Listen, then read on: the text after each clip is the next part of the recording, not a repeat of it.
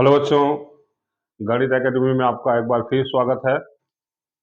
हम लोग class 12th maths का वेक्टर कर रहे हैं।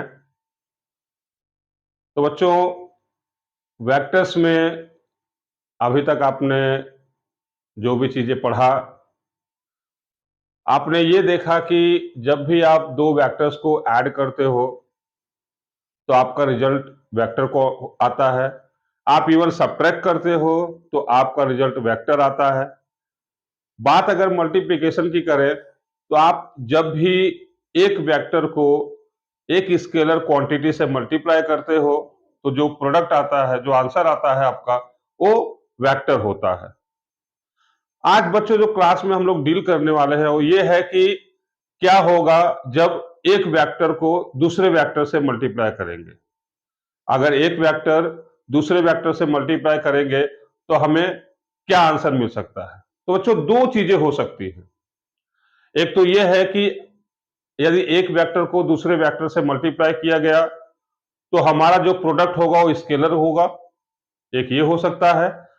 या दूसरा हो सकता है बच्चों की, अगर एक वेक्टर को दूसरे वेक्टर से मल्टीप्लाई किया गया तो हमारा जो प्रोडक्ट होगा वो वेक्टर होगा।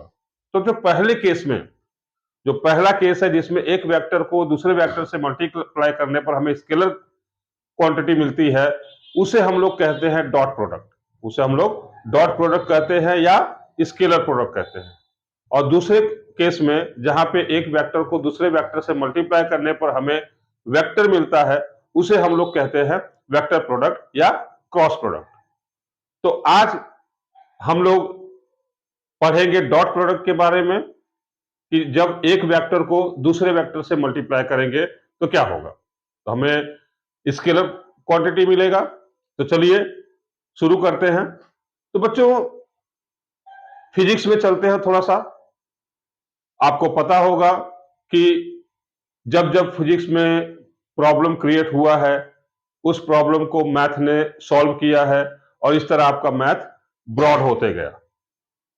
फिजिक्स ही है वो जिसकी वजह से ये मैथ ने वो टूल दिया फिजिक्स को, ताकि फिजिक्स का जो कैलकुलेशन है वो सिंपल हो सके। तो हम वेक्टर्स भी आया फिजिक्स के लिए। तो फिजिक्स का एक एग्जांपल लेते हैं बच्चों। आपको पता है कि जब भी किसी ऑब्जेक्ट पे हम फोर्स अप्लाई करते हैं, जब भी किसी ऑब्जेक्ट पे हम फोर्स अप्लाई करते हैं तो उस ऑब्जेक्ट में एक डिस्प्लेसमेंट होता है। और जब फोर्स अप्लाई करने पर ऑब्जेक्ट में डिस्प्लेसमेंट हो तो हम कहते हैं कि वर्क हुआ। When the applied force causes displacement in the object, we say that work has been done. यहां पे हम क्या लेते हैं कि जो फोर्स का डायरेक्शन है और जो डिस्प्लेसमेंट का डायरेक्शन है, दोनों सेम डायरेक्शन में है। सेम डायरेक्शन में है तो पॉजिटिव वर्क होता है, अपोजिट डायरेक्शन में है तो नेगेटिव वर्क होता है। तो अगर पॉजिटिव की बात करें तो हम ये मान के चलते हैं कि अप्लाइड फोर्स और डिस्प्लेसमेंट दोनों का डायरेक्शन सेम है। बच्चों, ये कॉन्सेप्ट हम वेक्टर्स में भी लगा सकते हैं, क्योंकि हमें पता है फोर्स भी वेक्टर क्वांटिटी है और आपका डिस्प्लेसमेंट भी वेक्टर क्वांटिटी है। तो अब ये सोचे हम कि अगर ऐसा हो कि हमारे ऑब्जेक्ट का मोशन किसी और डायरेक्शन में हो और फोर्स किसी और डायरेक्शन में अप्लाइड हो, तो क्या होगा। तो यहां पे डॉट प्रोडक्ट अपना रोल प्ले करता है। अब कैसे, ये हम लोग देखते हैं कि अगर मान लो कि ये दे रहा है हमें मोशन वेक्टर। अब यहां पे दो चीजें होंगी, हम मोशन वेक्टर कहेंगे और फोर्स वेक्टर कहेंगे। तो ये है आपका मोशन वेक्टर का डायरेक्शन और मान लो ये है आपका फोर्स वेक्टर का डायरेक्शन। ये आपका फोर्स वेक्टर का डायरेक्शन, ये फोर्स वेक्टर का डायरेक्शन, ये मोशन वेक्टर का डायरेक्शन। जाहिर सी बात है इनके बीच में एक एंगल बनेगा थीटा। तो हम लोग कहेंगे कि अब अगर हम मान ले कि ये आपका, मान लो ये वेक्टर ए है और ये आपका वेक्टर बी है, तो हम कहेंगे कि इनका जो डॉट प्रोडक्ट होगा। अब हम लोग, ये आज का टॉपिक है हमारा स्केलर और dot product of two vectors. Scalar और dot product of two vectors. तो यहां पर हमारे दो वेक्टर्स है, vector A and vector B. तो इनका जो डॉट प्रोडक्ट होगा that is vector A dot vector B, that will be equals to mod of vector A into mod of vector B into cos theta. ये इनका dot product का formula होगा कि अगर एक फोर्स अप्लाइड है, force applied एक force vector है, एक मोशन वेक्टर है, उनके बीच में एक एंगल थीटा बन रहा है, तो उनका जो क्रॉस प्रोडक्ट होगा, सॉरी, जो डॉट प्रोडक्ट होगा that will be given by A vector dot B vector equals to modulus of A vector modulus of B vector into cos theta. अब ये आया कैसे, हम लोग इसको देखते हैं कि ये आया कैसे। तो हमें अपने ट्रिग्नोमेट्री का एक रूल याद करना होगा, कोसाइन रूल। कोसाइन रूल हमें याद करना होगा।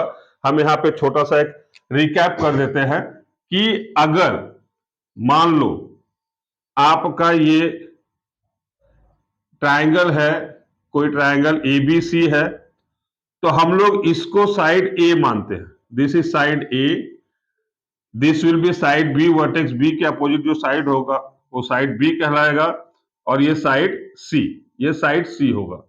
मान लो कि इनके बीच में जो एंगल बन रहा है, मान लेते हैं कि ए के पास एक्स एंगल बन रहा है, बी के पास वाई एंगल बन रहा है, और सी के पास जेड एंगल बन रहा है।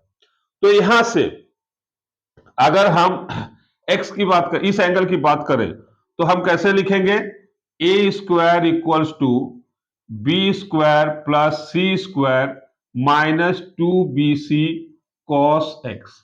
ये हम लोग लिखेंगे यहां पे, ऐसे लिखेंगे इसे। ऐसे ही अगर हम इसकी बात करें बी स्क्वायर की, तो बी स्क्वायर को हम लिखेंगे equals to A square plus C square minus 2ac cos Y, क्योंकि अब एंगल वाई है, बी के सामने एंगल वाई है। ऐसे ही हम जेड के लिए भी लिख सकते हैं कि सी स्क्वायर जो होगा आपका that will be equals to A square plus B square minus 2ab cos Z. ये ऐसे, ये कोसाइन रूल होता है। तो इसी रूल का हम लोग यहां पे यूज करने वाले हैं। देखिए कैसे हम लोग यूज करते हैं। अब जैसे मान लो कि यहां पे हम एक रिजल्टेंट वेक्टर ढूंढना चाहते हैं, ये एक हमारा रिजल्टेंट वेक्टर हम यहां ढूंढना चाहते हैं इसे। अब ये कितना होगा, ये वेक्टर ए है, ये वेक्टर बी है, तो ये कितना होगा। तो यहां पे अगर हम देखें तो हम ऐसे कह सकते हैं कि this plus this equals to this, ये होगा। तो यहां से ये कितना आएगा, मतलब अगर हम इसको मान लो नाम दे दे, मान लो ये आपका ओ है, ये आपका पी है, ये क्यू है, तो हम ये कह सकते हैं कि O Q plus Q P equals to OP, ये हम लोग कह सकते हैं। और we can say O Q हमारा वेक्टर ए है प्लस क्यू पी हमें ढूंढना है इक्वल्स टू बी वेक्टर, या हम कहेंगे हमारा जो क्यूपी होगा, ये क्यूपी जो होगा that will be equals to vector B minus vector A. ये होगा हमारा, ये होगा वेक्टर बी माइनस वेक्टर ए।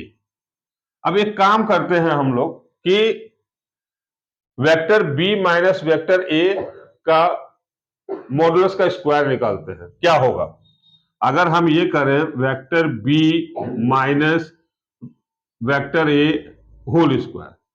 सो आप इसे, आप जानते हैं, आप इसे लिख सकते हैं वेक्टर बी माइनस ए इंटू वेक्टर बी माइनस ए, ये लिखा जा सकता है। अब यहां से हम इसको लिख सकते हैं vector B dot vector B, ठीक है। अब ये थोड़ी चीजें हम यहां पे बताते चल रहे हैं आपको, प्रॉपर्टी है इसकी, डॉट प्रोडक्ट की जो प्रॉपर्टी होती है उसको। तो ये vector B dot vector B, फिर ये हो जाएगा minus B dot vector A minus A dot vector B, फिर plus vector A dot vector A. अब बच्चों ये जो vector B dot vector B होता है, इनफैक्ट ये होता है मॉडुलस ऑफ बी स्क्वायर, ये होता है माइनस। अब एक चीज हमें प्रॉपर्टी में याद रखनी है कि जो इसका डॉट प्रोडक्ट होता है कॉम्यूटेटिव होता है। कॉम्यूटेटिव होने का मतलब कि आप ए डॉट बी लिखिए या बी डॉट ए लिखिए, दोनों का मतलब सेम होता है।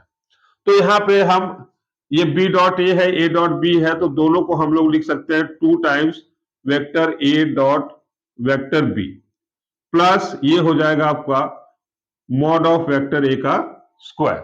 ये आप लोग याद रखिएगा कि vector B dot vector B is mod of B square. ऐसे कोई वेक्टर हो तो उसका अगर 2 टाइम ये डॉट है तो that means mod of B का स्क्वायर होता है। अब बच्चों अगर हम इसमें कोसाइन रूल लगाएं, अगर हम कोसाइन रूल अपना लगाएं तो हम क्या लिख सकते हैं? क्या हम लोग ये ऐसे लिख सकते हैं? आप देखिए बच्चों, इस ट्रायंगल के लिए हम कोसाइन रूल लगाते हैं और देखते हैं हमें क्या मिलता है। तो हमें मिलेगा mod of vector B minus vector A का जो स्क्वायर होगा ये equals to mod of A का square plus mod of B का square minus 2 mod of A mod of B cos theta होगा, ये होगा। अब अगर इस वैल्यू को ये आपका जो है बी माइनस ए का स्क्वायर है, अगर इसके जगह पे हम ये वैल्यू रख दें तो हमें क्या मिलेगा? तो हमें मिलेगा मॉड ऑफ ए का square plus mod of B का square minus 2 mod A mod B cos theta, ये इक्वल्स टू हो जाएगा मॉड ऑफ बी का square minus 2 mod A dot vector B plus mod A का square.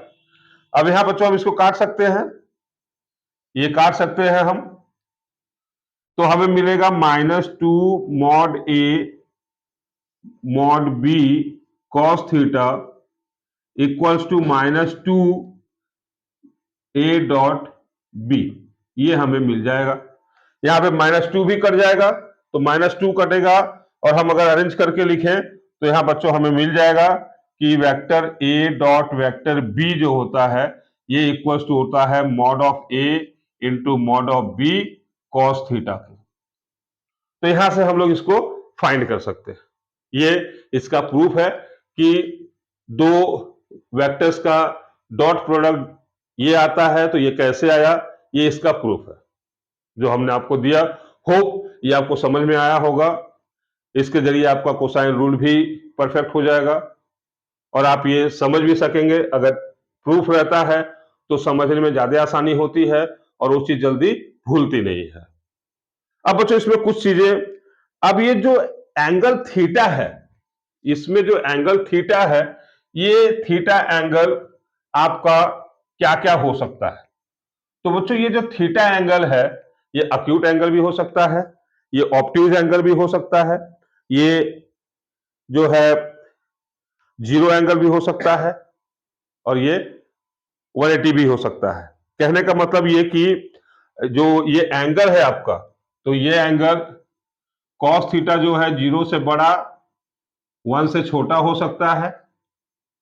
Angle की बात करें तो एंगल 0 से 90 के बीच में हो सकती है अक्यूट एंगल, या ये हो सकता है कि आपका जो ये एंगल है, ये एंगल जो है ये इस केस में आपको अक्यूट एंगल मिलेगा। ये अक्यूट एंगल के लिए केस है।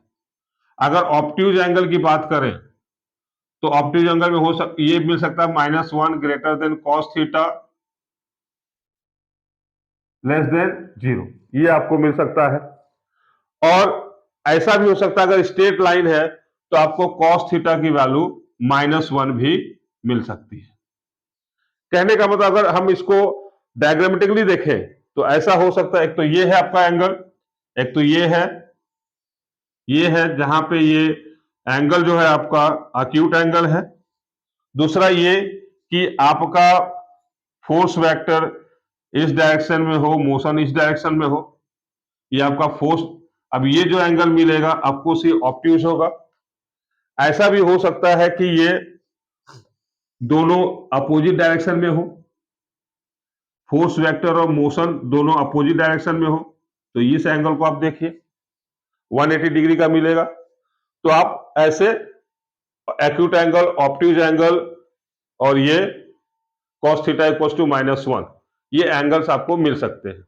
यहीं से हम ये भी पता कर सकते हैं कि जो दोनों वेक्टर्स हैं एक दूसरे के परपेंडिकुलर हैं क्या। अगर cos थीटा की वैल्यू 0 हो गई, cos थीटा की वैल्यू अगर 0 हो गई, तो आपको पता है अगर cos थीटा 0 है, cos थीटा अगर 0 हो गया तो आपको पता है कि थीटा इक्वल्स टू 90 डिग्री होता है।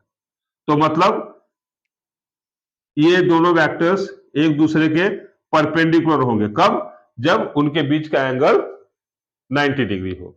तो अगर cos थीटा 0 आ गया तो यहां से हमें यह पता चल जाता है कि दोनों वेक्टर्स जो हैं वो एक दूसरे के परपेंडिकुलर हैं। बच्चों, इनके अगर प्रॉपर्टीज की हम बात करें, अगर डॉट प्रोडक्ट के प्रॉपर्टीज की बात करें, तो एक प्रॉपर्टी तो ऑलरेडी मैंने आप लोग को बता दी है कि जो डॉट प्रोडक्ट होता है वो कम्यूटेटिव होता है।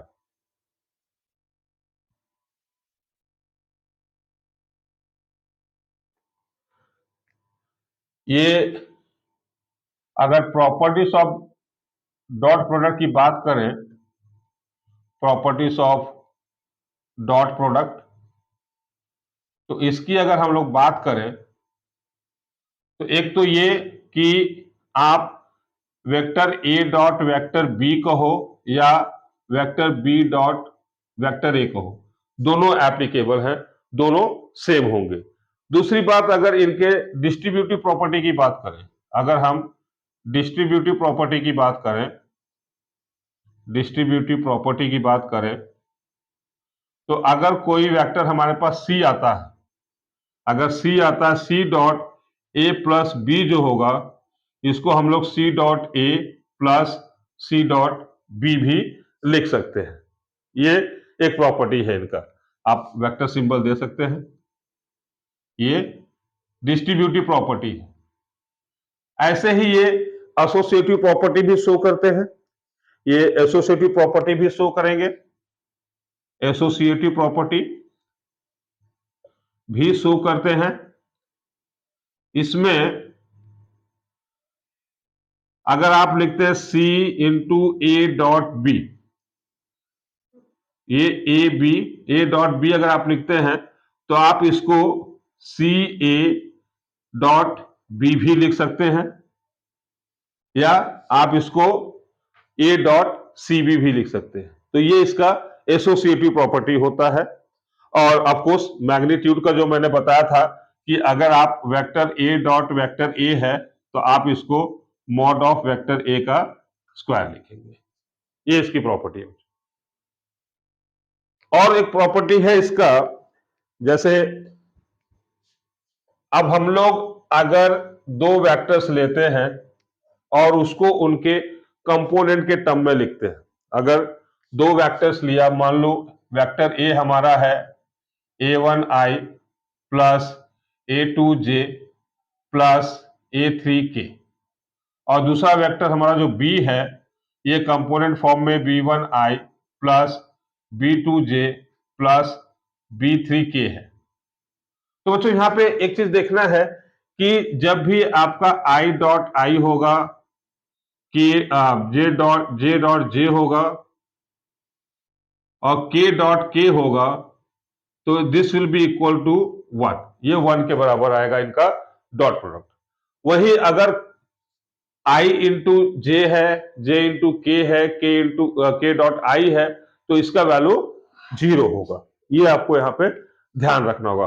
तो इस प्रॉपर्टी को लेके अगर आपको ए डॉट बी लिखना है, ए डॉट बी, तो ये आप लिखेंगे a1i plus a2j plus a3k dot, ये हो जाएगा b1i plus b2j plus b3k।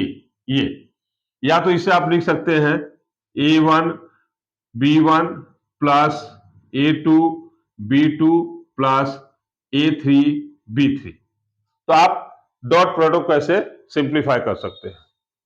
तो आई होप बच्चों आज का ये क्लास आपको पसंद आया होगा। नेक्स्ट क्लास में हम लोग क्रॉस प्रोडक्ट डिस्कस करेंगे। तब तक के लिए आप पढ़ते रहिए। वंस अगेन अगर आपको वीडियो पसंद आया हो तो इसे सब्सक्राइब करें, लाइक करें, and once again take care, thank you.